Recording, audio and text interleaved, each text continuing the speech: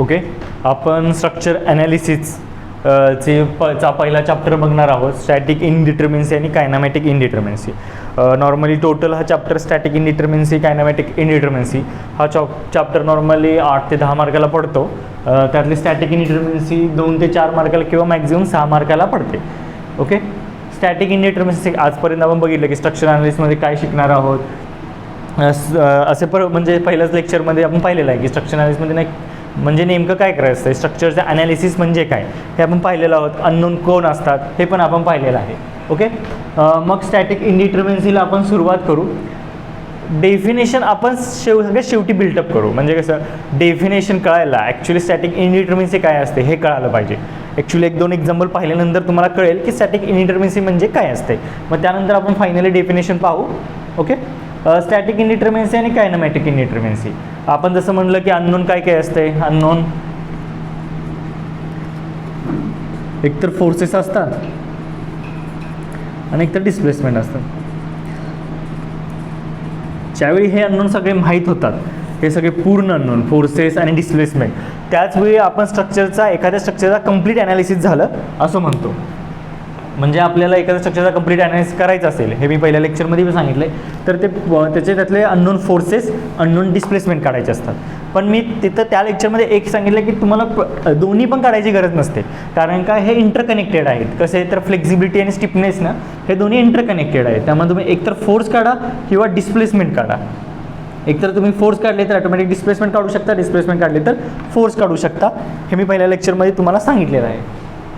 मग स्टॅटिक इनडिटर्मिनसी म्हणजे काय आणि ॲक्च्युअलमध्ये ते ट्रसमध्ये काय असते, बीममध्ये कसे असते, फ्रेममध्ये कसे असते. बीम आणि फ्रेमचं बऱ्यापैकी सेम आहे, ट्रस हे वेगळे आहेत. आणि सगळ्यात सोपं स्टॅटिक इनडिटर्मिनसी काढायला सगळ्यात सोपं म्हणजे ट्रस आहे, एकदम सोपं.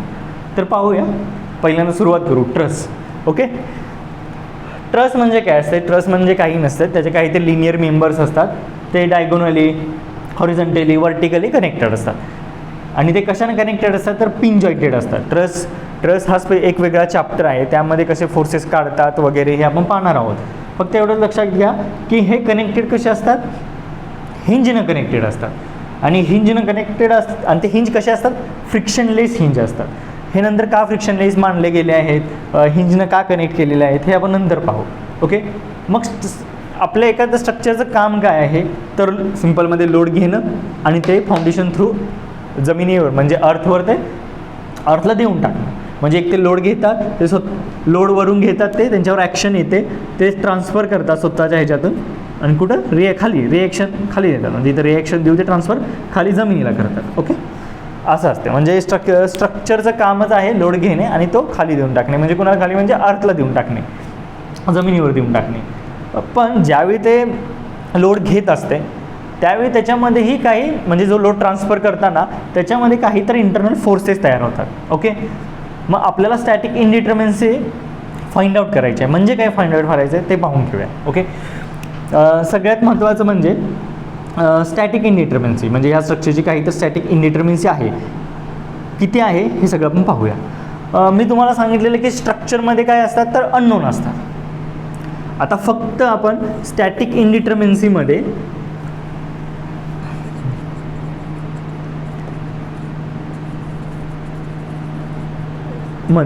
आपण कशाशी डील करणार आहे तर अननोन फोर्सेसशी. का तर मी तुम्हाला म्हटलेलं आहे एक तर स्ट्रक्चर तुम्ही अननोन फोर्सेस काढून सॉल्व करा किंवा अननोन डिस्प्लेसमेंट काढून सॉल्व करा. आपण अननोन डिस्प्लेसमेंटशी डील कायनामॅटिक इनडिटर्मिनसीमध्ये करतो आणि अननोन फोर्सेसशी डील स्टॅटिक इनडिटर्मिनसीमध्ये करतो. ओके, म्हणजे हे कळालं पाहिजे की स्टॅटिक इनडिटर्मिनसी हे कशाशी रिलेटेड आहे तर पहिल्यांदा अननोन फोर्सेसच्या रिलेटेड आहे. मग मी तुम्हाला म्हटलेलं की अननोन फोर्सेस म्हणजे कोण असते. हे डायग्रामवरून पुसून करा.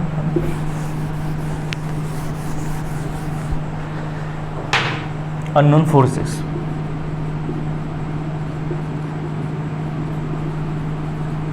फोर्सेस म्हणजे कोण तर 2 असतात.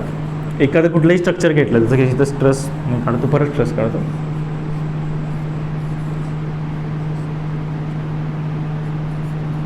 रोलर सपोर्ट आहे, काहीतरी जेव्हा लोड येत आहे W1 W2 W3. आणि ही जनरल लोडिंग कंडिशन आहे. पहिल्यांदा एक गोष्ट लक्षात समजून घ्या की काही वेळी स्पेसिफिक लोड कंडिशन आपण ते पाहणार आहोत आणि जनरल लोड कंडिशन. सध्या आपण जनरल लोड कंडिशनशी डील करत आहोत. जनरल लोड कंडिशन म्हणजे काय की कुठल्याही डायरेक्शनमधून लोड येऊ शकतात. बस याचा एवढाच कन्सेप्ट की कुठल्याही डायरेक्शनमधून लोड येऊ शकतात असं तिथं एकतर मानलं जातं किंवा दिलं जातं, त्याला जनरल लोड कंडिशन म्हणतात. एक स्पेसिफिक डायरेक्शन नसते लोडची की व्हर्टिकल हॉरिझॉन्टल. व्हर्टिकल येऊ शकतात, हॉरिझॉन्टल पण येऊ शकतात. अशा प्रकारे जे आपण म्हणजे लोड सिस्टीम मानतो त्याला जनरल लोड सिस्टीम म्हणतात. अननोन फोर्सेस म्हणजे काय तर मग अननोन कोण असते तुम्हाला मी सांगितलं. जेव्हा आपण लोड लावतो एखाद्या गोष्टीवर, आपण लोड लावतो, म्हणजे मी लोड लावला तर काय होतं तर लोड लावल्यानंतर पहिल्यांदा सगळ्यात रिॲक्शन आपल्याला फाइंड आउट करायला लागतात. हा पॉईंटला ए नाव देतो, हा पॉईंटला बी नाव देतो. VA HA VB. म्हणजे काय करणार आहे तर आपण सगळ्यात अगोदर रिॲक्शन फाइंड आउट करतो. म्हणजे ऑटोमॅटिकलीच रिॲक्शन अननोन असतात. प्लस म्हणजे आपण नंतर ट्रस्टमध्ये कधी तर तुम्ही ऐकलं असेल सेक्शन मेथड, जॉईंट मेथड. त्याच्यामध्ये काय करतो तर इंटरनल फोर्सेस फाइंड आउट करतो. कॉम्प्रेशन आहे का, टेन्शन आहे का, म्हणजे इंटरनल फोर्सेस. रिॲक्शन काढल्यानंतर आणि ॲक्शन आणि रिॲक्शनच्या कॉम्बिनेशनमुळे इंटरनल फोर्सेस तयार होतात, ते आपण फाइंड आउट करतो. मग ते काय काय असतात, ॲक्सियल फोर्स, शियर फोर्स आणि बेंडिंग मोमेंट.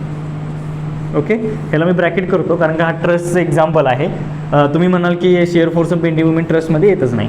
ओके, आणि ते बरोबर पण आहे. त्याचं कारण पण सांगतो मी. ओके, हां, म्हणजे काय तर सगळ्यात महत्त्वाचं आपल्याला लक्षात आलं की अननोन कोण आहे. जेव्हा आपण एखाद्या सिस्टीमवर लोड लावतो त्यावेळी रिॲक्शन डेव्हलप होतात. म्हणजे रिॲक्शन डेव्हलप होतात म्हणजे आपल्याला रिॲक्शन फाइंड आउट करावे लागतील.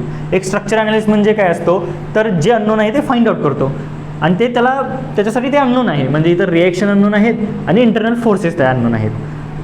ओके, म्हणजे इथं अननोन कोण आहे तर रिॲक्शन आणि इंटरनल फोर्सेस. जसं की आपण 10वी 11 12 शिकतो की समजा मला अननोन काढायचे आहेत X Y Z. ओके, तर मला हे अननोन काढायला 3 इक्वेशन्स पाहिजेत ना. त्याचप्रमाणे आपले हे अननोन्स आहेत. कुठले तर रिॲक्शन आणि इंटरनल फोर्सेस. कुठले ओके, म्हणजे आपल्याला अननोन कळाले. कुठले अननोन आहेत तर एक रिॲक्शन आहेत आणि एक इंटरनल फोर्सेस आहेत. मग ओके, आता मग ट्रस्टमध्ये पाहू आपण.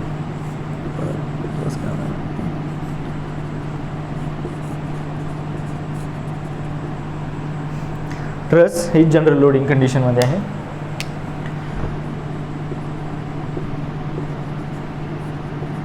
ओके, मग ट्रसमध्ये पहिल्यांदा काय करू तर रिॲक्शन. ओके, किती रिॲक्शन आहेत आता आपण स्टॅटिक इंटरमिसिटी काढायला बघू.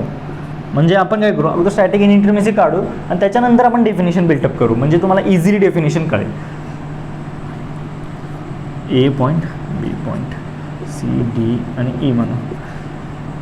कुठले reaction vertical A, horizontal A.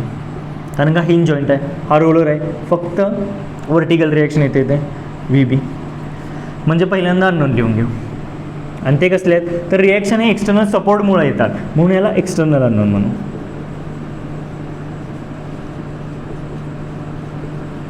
किती आहेत 3. कुठले VA, HA, VB. ओके, ठीक आहे. आता इंटरनल अननोन. आता हे स्पेसिफिकली ट्रस आहे. ट्रसमध्ये काय असते समजा एखाद्या ट्रसमध्ये काय असेल सांगतो. समजा एखादं बीम आहे आणि बीमवर लोड येतो आणि जसं की आपण सॉममध्ये पाहणारच आहोत आणि तुम्हाला कळेल की ज्यावेळी आपण सॉममध्ये पाहतो आणि असं जर लोडिंग येत असेल बीमवर आणि आपण कट करतो त्यावेळी त्याच्यावर कुठले फोर्स लागतात. एकतर एक शियर फोर्स, ॲक्सियल फोर्स आणि बेंडिंग मुवमेंट हे फोर्सेस लागतात. म्हणजे काय आहे तर एखादं फ्रेम म्हणून मी म्हणतोय एखादं बीम फ्रेम हे ट्रसपासून कसं वेगळं आहे हे तर पाहूया. इथं काय आहे इथं तर कुठेही लोड लागू शकतो. ओके, म्हणजे इथं कुठे जॉईंटवरच लोड लागेल असं वगैरे काही नाही. इथं जनरल लोडिंग कंडिशनमध्ये हा लोड कुठंही त्या लेन्थ स्पॅनमध्ये लागू शकतो. आणि ज्यावेळी लोड स्पॅनमध्ये लागतो तुम्ही जर ट्रसमध्ये पाहिलं तर कुठलाच लोड स्पॅनवर लागत नाही. जर स्पॅनवर तो लोड लागला तर ती ट्रस राहत नाही, म्हणजे ती ट्रस होत नाही. ती ट्रसच होऊ शकत नाही, कारण का ती ट्रस डिफ्लेक्ट होईल आणि ती ट्रसचं काम करणार नाही, ती कन्वर्ट होईल फ्रेममध्ये. म्हणून ट्रसमध्ये आपल्याला ट्रसमध्ये काय करायचं आहे, ट्रसमध्ये फक्त आपल्याला ॲक्सिल फोर्सेस जनरेट करून आपल्याला लोड ट्रान्सफर करायचा आहे. त्यामुळे आपण कधीच लोड ह्याच्यामध्ये लावत नाही, म्हणजे स्पॅनमध्ये लावत नाही, फक्त आणि फक्त लोड जॉईंटला लावतो आणि ते जॉईंटलाच लोड येतात. त्यामुळं ट्रसमध्ये डिफ्लेक्शन होणं हा पार्टच येत नाही. आणि जिथं डिफ्लेक्शन म्हणजे बेंडिंग होत नाही तिथं शिअर फोर्स आणि बेंडिंग मुवमेंट नसतात. ओके, म्हणजे तुम्हाला लक्षात आलं असेल, जर मी इथून कट केली ट्रस,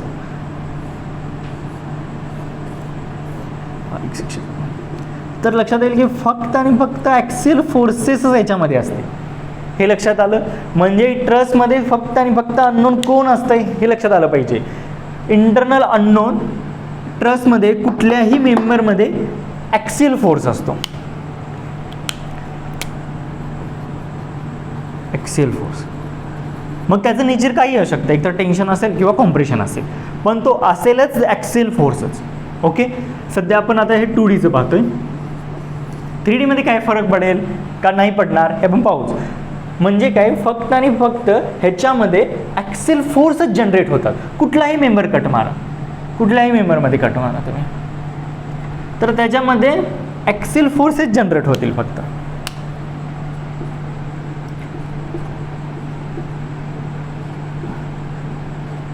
काही नेचर असेल, पण त्यांचं नेचर काही असू शकतं, मग एकतर कॉम्प्रेशनमध्ये असेल किंवा टेन्शनमध्ये असेल. म्हणजे एवढं लक्षात आलं की ट्रसच्या, माझं एवढं लक्षात आलं की ट्रसच्या एका मेंबरमध्ये फक्त एकच इंटरनल अननोन असतो. इंटरनल अननोन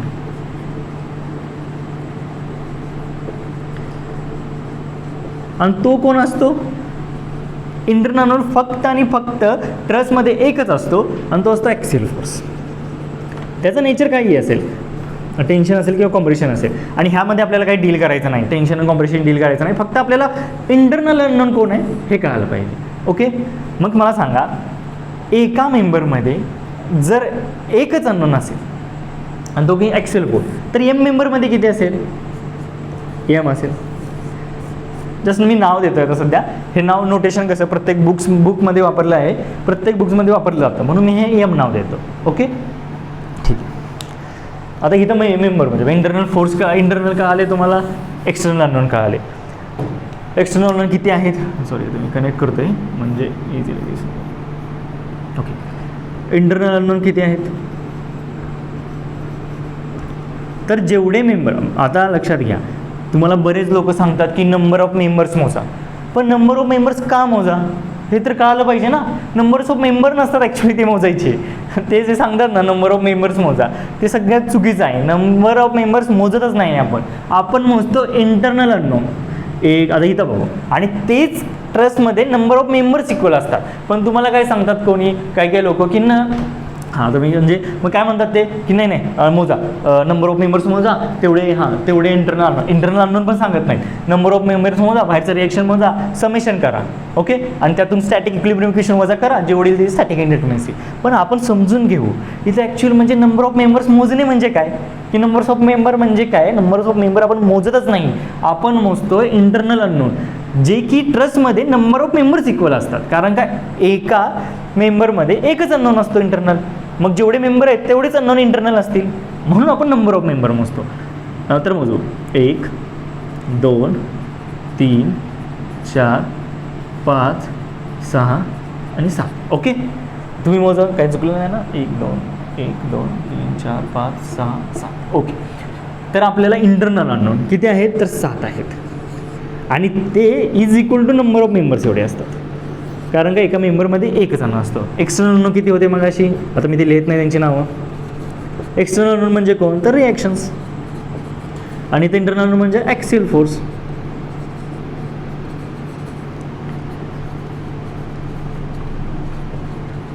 ओके, तर किती आहेत, तर ते किती झाले, 1 2 3. ओके, म्हणजे मला एवढं कळालं की माझ्याकडे सध्या अननोन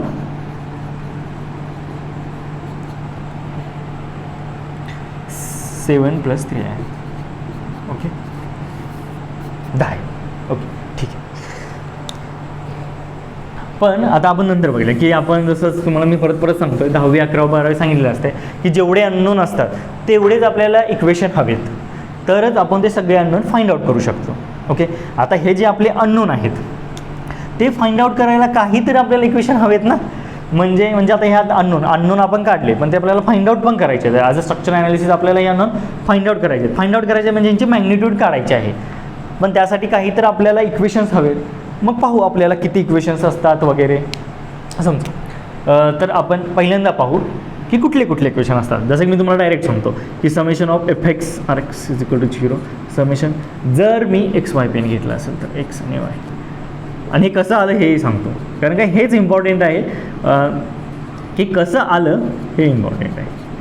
ओके, हे 3 इक्वेशन असतात. तुम्हाला सगळेजण सांगतात की हे 3 इक्वेशन असतात, आणि ट्रस्टमध्ये स्पेशली कळेल आपल्याला कंडिशन की हे इक्वेशन नसतं, आणि मग म्हणतात की नाही 2च इक्वेशन असतात ट्रस्टमध्ये, मग ते वजा करायचं असतात, बस तेवढं सांगतात. पण ते इक्वेशन का असतात, त्याचा अर्थ काय हे कोणच सांगत नाही. आणि कधी कधी मला म्हणजे MPSCला कदाचित जर त्यांची क्वेश्चनची क्वालिटी वाढली तर तुम्हाला कदाचित ते अवघड जाऊ नये, म्हणून मी तुम्हाला शिकवतो आहे. समजा एक पॉईंट आहे 2D मध्ये कन्सिडर करा.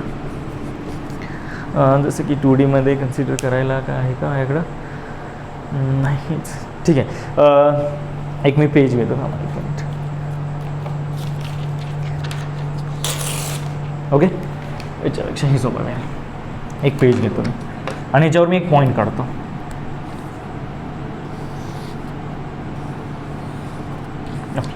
हा पॉईंट आहे आपला, जसं की इथला जॉईंट आहे. ओके, तर काय असतं इक्विलिब्रियम इक्वेशन म्हणजे काय, स्टॅटिक इक्विलिब्रियम इक्वेशन्स.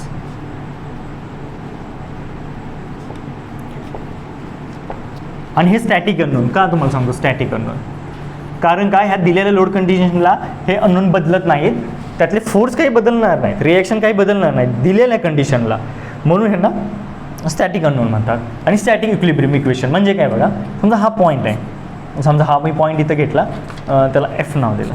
ओके, आणि हा 2D मध्ये आहे.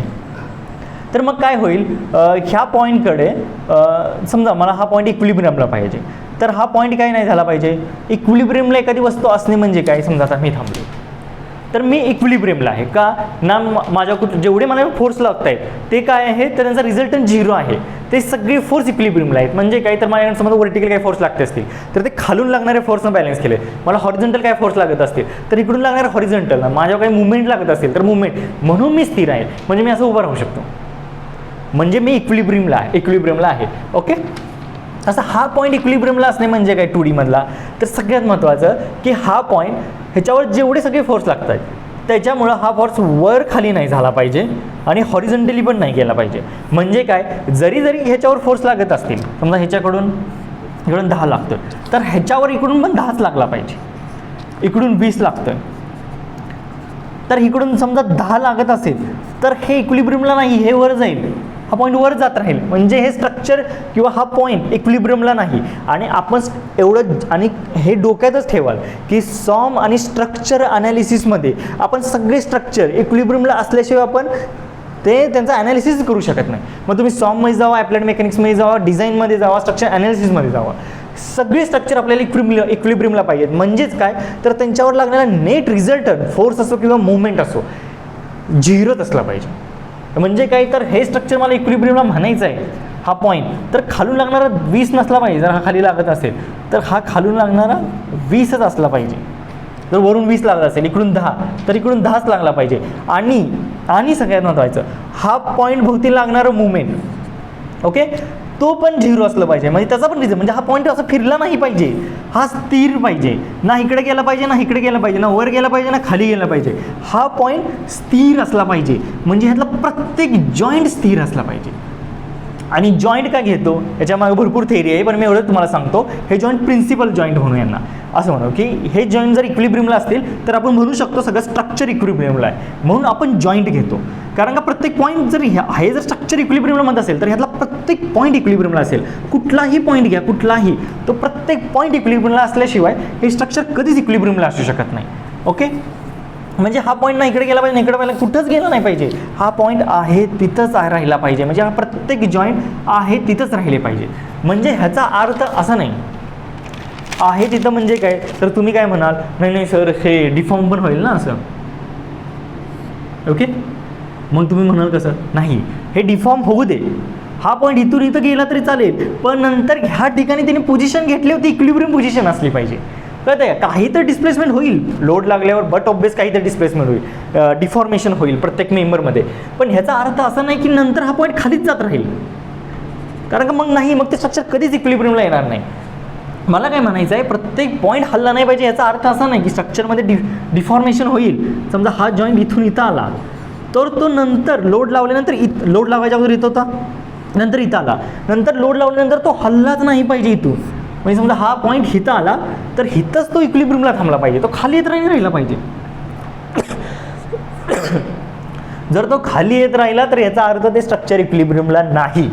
लक्षात घ्या, डिफॉर्मेशन हे होणं आहेच, पण काही कालावधीनंतर डिफॉर्मेशन थांबलं पाहिजे, कारण का हा लोड तर स्टॅटिक आहे, एकदा लावल्यानंतर एकदा लावले आणि ठेवले तर एक ठराविक डिफॉर्मेशन होईल, आणि त्यानंतर काय होईल तर ते थांबून जाईल, त्याच्यानंतर ते जॉईंट हलणार नाहीत. म्हणजेच काही तर जे काही फोर्स लागले त्याला इंटरनल फोर्सने बॅलेन्स करून ठेवलं, आणि नेट रिझल्टंट मग तो Fx इज इक्वल टू 0 असो, Fy इज इक्वल टू 0 असो, किंवा summation of Z is equal to 0 असो, summation of moment about Z is equal to 0 असो. हे सगळे म्हणजे काय, तर डिफॉर्मेशन म्हणजे काय, ह्या मेंबरमध्ये डिफॉर्मेशन होईल, हा जॉईंट खाली जाईल, पण हा खालीच जात राहिला नाही पाहिजे, नाहीतर असं होईल तुमचं म्हणजे कन्फ्युजन होईल. मी तुम्हाला सांगितलं जॉईंट हल्ला नाही पाहिजे म्हणजे काय, तर तुम्ही मला तिथंच थांबेल का, नाही, तो थोडासा काहीतरी डिस्प्लेसमेंट होईल. म्हणून तर आपण कायनॅमेटिक इंडिटर्मिनसीमध्ये पाहतो ना की डिस्प्लेसमेंट, अननोन डिस्प्लेसमेंट, ह्या जॉईंटला दन डिस्प्लेसमेंट असतात. म्हणजेच काय, तर तो जॉईंट एक ठराविक लोड लावल्यानंतर ठराविक डिस्प्लेसमेंट करतो, आणि त्या जागी तो स्थिर होतो. म्हणजे काय, तो स्टॅटिक इक्विलिब्रियमला येतो, म्हणजे त्याच्यावरचे लागणारे नेट रिझल्ट सगळे 0 होतात, म्हणजे इनडायरेक्टली तो इक्विलिब्रियमला येतो, आणि ते स्ट्रक्चर इक्विलिब्रियमला येतं. ओके, कळालं बस. म्हणजे काय, तर मग झालं. मग तुम्ही म्हणाल की सर हे ट्रस आहे, हे ट्रस आहे, मग समेशन Fx इज 0 आणि summation Fy is equal to 0 आणि summation moment of Z. Okay, ह्याला मी स्टार करून ठेवतो, ही कंडिशन काय आहे. मग तुम्ही म्हणाल हे कसे आले, तर समजा कसे आले हे म्हणाल, तर हे XY आहे, तर मला सांगा हा तिसरा ॲक्सिस असतो, तर हा पॉईंट मी मगाशी दाखवलेलं, समजा हे एक्स, आता तुम्ही काहीही म्हणू शकता, हे XY प्लेनमध्ये, मग हा तिसरा ॲक्सिस झेडच होणार ना आपल्या नॉमिनेशननुसार, तर हा कुठल्या ॲक्सिस भोवती फिरतोय, तर झेड भोवती, म्हणून समेशन ऑफ मुवमेंट झेड पाहिजे. का लिहितात कळालं, जर हा समजा एक्स ॲक्सिस, समजा हे वाय असेल, हा एक्स असेल, तर हा ॲक्सिस कुठला झाला, तर झेड झाला, आणि फिरते कोणाभोवती, तर झेड भोवती फिरते, म्हणून समेशन ऑफ मुवमेंट झेड पाहिजे. नाहीतर हा फिरत राहिला तर ते इक्विलिब्रियमला नाही. समजा एखादा जॉईंट गोल गोल गोल फिरत राहिला तर ते इक्विलिब्रियमला नाही. इक्विलिब्रियमसाठी काय पाहिजे, तो पॉईंट स्थिर पाहिजे. कळतंय, म्हणजे आणि तो कुठला ॲक्सिस आहे, समजा मी इथं बदललं, हे ह्याला झेड केलं तर वाय केलं तर हा झाला एक्स, ह्याला समजा मी ह्याला एक्स केलं तर हा झाला वाय. म्हणजे कुठल्या प्लेनमध्ये घेत आहे त्याच्यावर डिपेंड असतो तिसरा ॲक्सिस, आणि त्याच्याभोवती आपण लिहितो. म्हणजे हे काय लिहितो हे पण तुम्हाला कळालं पाहिजे. ओके, अजून एक कंडिशन, म्हणजे अजून एक काय प्रॉब्लेम बघा, की ही ट्रस आहे, समेशन F(Rx), मी काय म्हणतो resultant sorry summation of Fx, summation Fy आणि समेशन मुवमेंट. आता XY प्लेन घेतलं ऑटोमॅटिक इथं झेड येणार, मुवमेंट 0 आलं पाहिजे. पण ह्या कंडिशनला मी सारखं माझ्या स्टार का करतोय बघा. हां, एक सिम्पल आणि साधं लॉजिक सांगतो. कुठल्याही एखाद्या गोष्टीत जर मुवमेंट घडायचं असेल तर काय पाहिजे, तर पहिली तर सगळ्यात कंडिशन तिथं फोर्स लागला पाहिजे. ओके, इथं दाखवतो.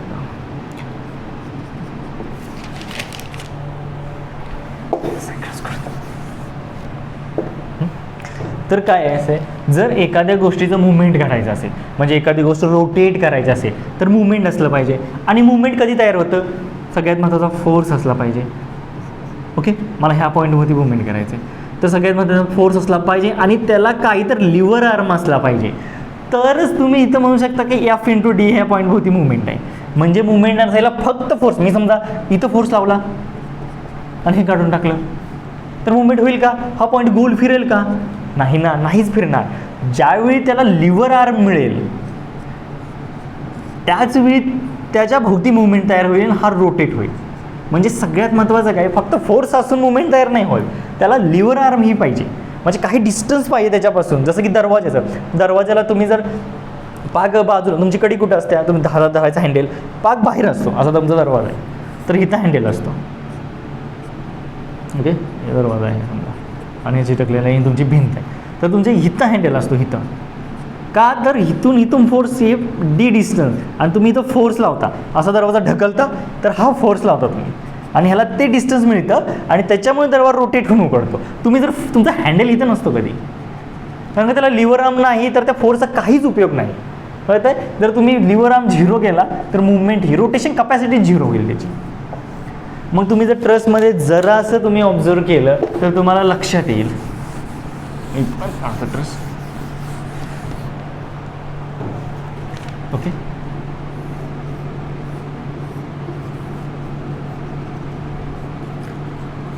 तर तुम्हाला लक्षात येईल सगळे हिंज जॉईंट आहेत. आणि थोडंसं ऑब्झर्व करा, मी तुम्हाला पहिले पण म्हटलं आहे की ट्रसमध्ये सगळे फोर्सेस ॲट द जॉईंट लागतात. ओके, सगळे फोर्सेस जॉईंट लागतात, एक्सटर्नल ॲक्शन्स आणि इंटरनल ॲक्शन्स पण बघा तुम्ही. इथलं काय इंटरनल, इथं समजा हे असेल काही तर असेल तर हे सगळे जॉईंटला येत आहेत. इथं पण पाहा सगळे जॉईंटला येतात, इथं पण पाहा सगळे जॉईंटला येत आहेत, इथं पण.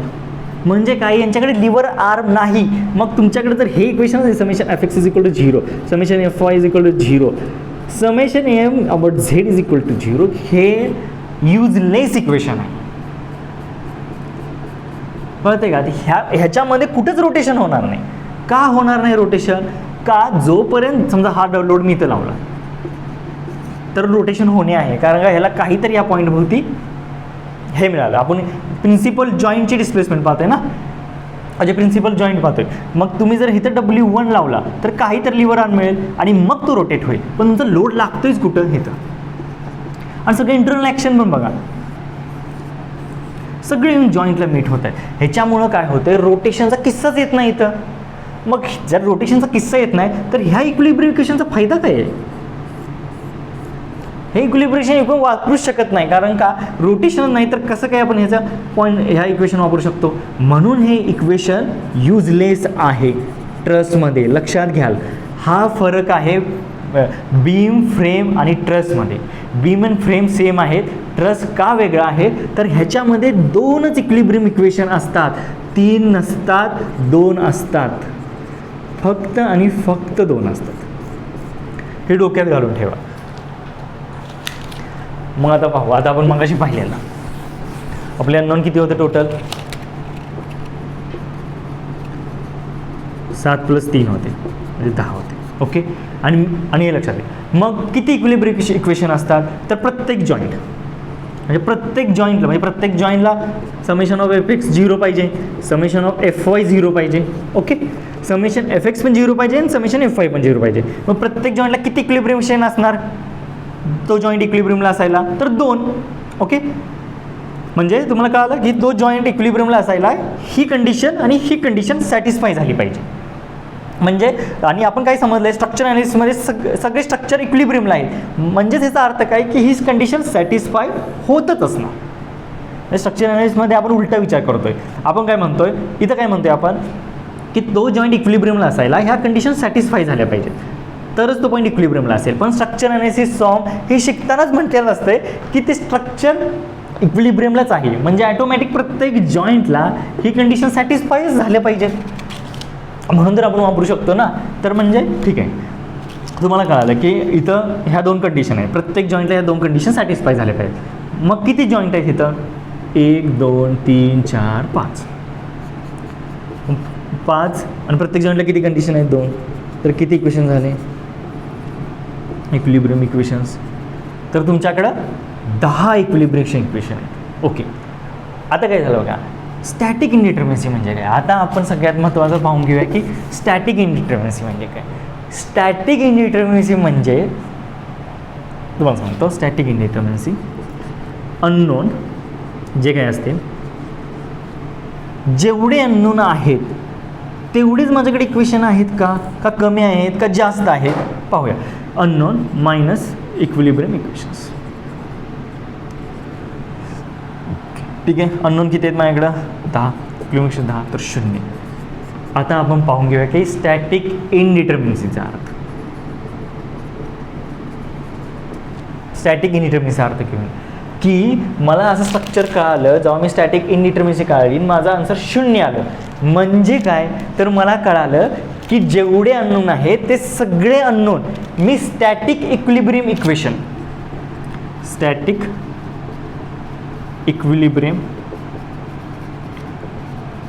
इक्वेशन्स वापरून सॉल्व करू शकतो. कळालं, 10 अननोन आहेत, 10 माझ्याकडे इक्वेशन्स आहेत, म्हणजे मी सगळे अननोन काढू शकतो. म्हणजे हे स्ट्रक्चर पूर्णपणे डिटर्मिनेंट आहे. कारण का कुठलाच एक अननोन नाही की जे काढू शकत नाही, आपण सगळे अननोन काढू शकतो. म्हणजे आपण असं म्हणू शकतो की हे सगळं स्ट्रक्चर डिटर्मिनेंट आहे. ओके, म्हणजेच काय आहे, तर हे स्ट्रक्चर स्टॅटिकली डिटर्मिनेंट आहे.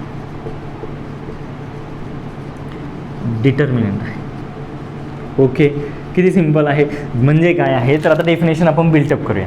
काय डेफिनेशन आहे, जर दिलेले अननोन जे काही स्टॅटिक अननोन असतील ते आपण स्टॅटिक इक्विलिब्रियम इक्वेशन वापरून जर सगळे फाइंड आउट करू शकत असो, तर त्या स्ट्रक्चरची स्टॅटिक इनडिटर्मिनेसी 0 येते. म्हणजेच ते स्ट्रक्चर पूर्णपणे डिटर्मिनेंट आहे. म्हणजे त्याचे सगळे अननोन काढू शकतो. म्हणजे स्ट्रक्चर स्टॅटिकली डिटर्मिनेंट आहे. का, तर स्टॅटिक इक्विलिब्रियम इक्वेशन वापरून हे पूर्ण स्ट्रक्चर सोडवू शकतो. ठीक आहे, अजून एक एक्झाम्पल पाहू, मग थोडंसं आपल्याला बिल्टअप होईल की काय आहे. सिम्पल एक्झाम्पल घेऊ, जास्त काही नाही.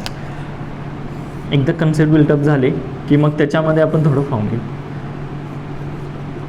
आणि त्याच्यानंतर तुम्हाला ते फॉर्म्युला पण माहिती आहे, m+r-2j m+r-3j हे कसे येतात हे आपण पाहू. हे काही अवघड नाही, एकदम सोपं आहे. हे फॉर्म्युले काही पाठ वगैरे करायचे नाहीत. बरेच मुलं पाठ करतात पण ते काही पाठ वगैरे करायचे नाहीत. मी तर कधी पाठ केले नव्हते कारण का ते पाठच करायचे नाहीत. ठीक आहे, आता मग पाहू. आपल्याला DS काढायचं आहे. सगळ्यात अगोदर अननोन फाइंड आउट करू. अननोन कोण असतात, अननोन. आणि कसले पहिल्यांदा एक्सटर्नल. कुठले एक्सटर्नल अननोन, म्हणजे रिॲक्शन्स. मी एक्सटर्नल अननोन का म्हणतोय तुम्हाला कळेल नंतर. इंटरनल अननोन का म्हणतोय, कारण का ज्यावेळी इंटरनल इनडिटर्मिनेसी काढायची असते त्यावेळी हे फायद्याच पडतं. समजा सॉरी येतो मी फिक्स करतो. मग रिॲक्शन किती झाल्या, 1 2 3 आणि 4. पॉईंट B आहे, हा A आहे. म्हणजे रिॲक्शन किती झाल्या, 1 2 हिंड सपोर्ट आहे, 2 रिॲक्शन प्रत्येक ठिकाणी येणार, 3 आणि 4. रिॲक्शन 4. आता मी नाव वगैरे लिहित बसत नाही कारण का आपल्याला फास्ट संपवायचं पण आहे. एवढं स्लो चालू पण फायदा नाही. ओके, आणि इंटरनल अननोन कुठले आहेत, तर काय म्हणलं इंटरनल अननोन म्हणजे काय, तर इंटरनल जे फोर्सेस डेव्हलप होतात आणि ट्रसमध्ये फक्त आणि फक्त काय तयार होतात, तर ॲक्सियल फोर्सेस डेव्हलप होतात. आणि एका मेंबरमध्ये किती डेव्हलप होतात, तर एका मेंबरमध्ये एकच ॲक्सियल फोर्स असणार ना. कुठलाही 2D असो किंवा 3D असो, किती ॲक्सिस असतात, एकच ॲक्सिस असतो. त्यामुळे ॲक्सियल फोर्सेस किती डेव्हलप होणार, एकच ॲक्सियल फोर्स डेव्हलप होणार. म्हणून ते नंबर ऑफ मेंबर मोजायचे. म्हणून नंतर किती, 1 2 3 4 5 6 7. ओके, 7. मग टोटल अननोन किती झाले, टोटल अननोन 7 + 4 11. आता स्टॅटिक इक्विलिब्रियम इक्वेशन बघू. आम्ही तुम्हाला सांगितले स्टॅटिक इक्विलिब्रियम इक्वेशन कुठले असतात, काय असतात आणि एका जॉईंटला किती इक्विलिब्रियम इक्वेशन असतात सॅटिस्फाय झाले पाहिजे, तर ते 2च. Summation Fx = 0, summation Fy = 0. मग किती जॉईंट आहेत, प्रत्येक जॉईंटला 2 इक्विलिब्रियम इक्वेशन असतात, 1 2 3 4 5. आणि सध्या 2Dचं चालू आहे, 3Dचं आपण नंतर पाहू. मग किती आहेत, 1 2 3 4 5. 5 म्हणजे टोटल स्टॅटिक इक्विलिब्रियम इक्वेशन किती आहेत, तर 5 × 2 10. ओके, मग माझे DS काय असते, अननोन. हे लय सिंपल आहे, हे काय करायची गरज पण नाही आहे मायनस वगैरे, फक्त मी तुम्हाला थोडंसं सांगतोय. तुम्हाला जर अर्थ कळाला असेल तर म्हणजे पूर्ण सोपं ते. अननोन किती आहेत, तर माझ्याकडं 7 × 11 अननोन आहेत, 10 आहे. म्हणजे अर्थ. आता अर्थ समजून घ्या काय म्हणतंय हे. एक काय सांगतंय की कुठला तरी असा एक स्टॅटिक अननोन आहे. म्हणजे जर मी ह्यातले 10 जर अननोन, आता इथे कसं आहे 10 + 1 आहे ना, इथं 11 आहे, हे 11 आहे. 11 म्हणजे काय आहे 11, तर हे 10 + 1. तर मी ह्यातले कुठले तरी 10 अननोन स्टॅटिक इक्विलिब्रियम इक्वेशन वापरून काढू शकतो. पण ह्यातला एक अननोन, कुठलाही एक अननोन मी स्टॅटिक इक्विलिब्रियम इक्वेशन वापरून काढूच शकत नाही. म्हणजे मी ह्या स्ट्रक्चरचा कंप्लीट ॲनालिसिस करू शकत नाही. कळतं आहे? कारण काय एक कमी इक्वेशन कमी पडते ना मला, त्यामुळे मी हा अननोन कसं काढणार. त्यामुळे इनडायरेक्टली हे स्टॅटिक इक्वेशन वापरून हे स्ट्रक्चर डिटर्मिनंटच नाही. कळते. कम्प्लिटली जर फोर्सेस काढता येत असतील अननोन तर ते स्ट्रक्चर डिटर्मिन म्हणतो. आणि जर ते स्ट्रक्चर त्यात एक जरी अननोन काढता येत नसेल तर ते स्ट्रक्चर म्हणजे तोच अननोन इनडिटर्मिन झाला ना. आणि हा अननोन पूर्ण स्ट्रक्चर इनडिटर्मिन करतो, म्हणून ह्या स्ट्रक्चरला स्टॅटिकली इनडिटर्मिन म्हणतात. आता स्टॅटिकली का, तर स्टॅटिक इक्विलिब्रियम इक्वेशन वापरून आपण हा पूर्ण अननोन हे जे काढू शकत नाही, हे लक्षात आलं असेल. म्हणजे स्टॅटिक इक्विलिब्रियम इक्वेशन वापरून ह्याच्यात जे स्टॅटिक अननोन आहे ते सगळे कंप्लीट आपण काढू शकत नाही, म्हणून हे स्ट्रक्चर स्टॅटिकली इनडिटर्मिनेट झालं.